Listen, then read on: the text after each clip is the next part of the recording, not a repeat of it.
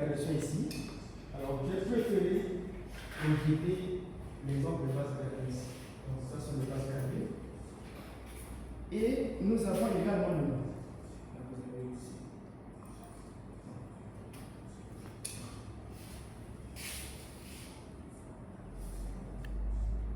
Bien, à la fin de la leçon, l'apprenant doit être capable de mesurer le volume d'un liquide en utilisant un vase gradué sans se tromper à partir des expériences faites avec le professeur.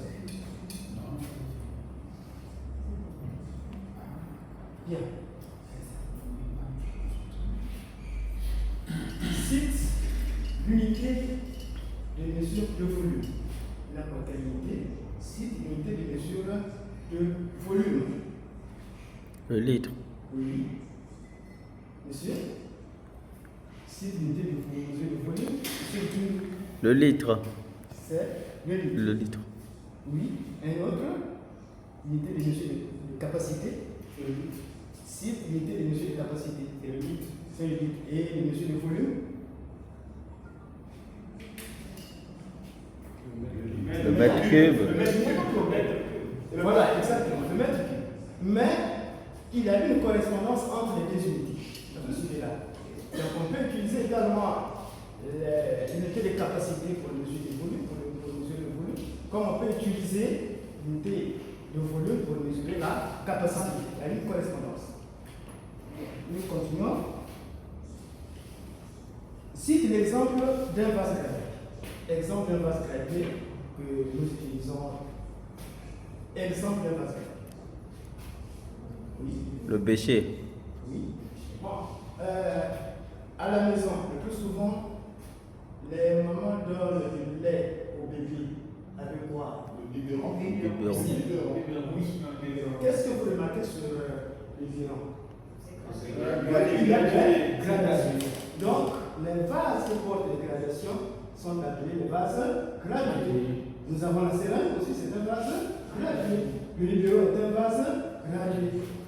Est-ce que celui-là? Merci.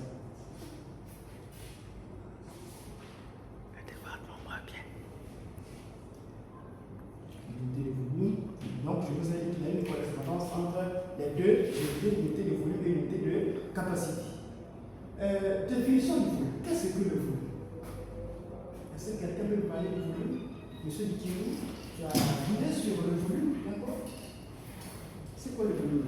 C'est l'espace occupé. Ah, très bien. C'est l'espace occupé par Un objet.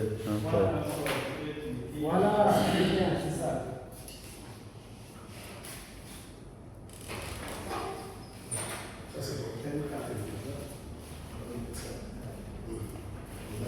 Je suis content de monter le département moyen.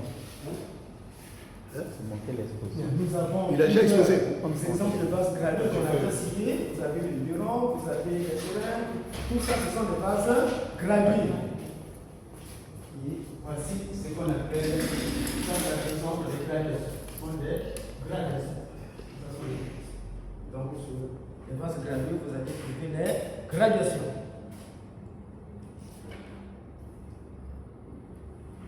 Voilà. J'allais faire ça par la vidéo, mais comme c'est dit, je vais passer par la directement expérimentale.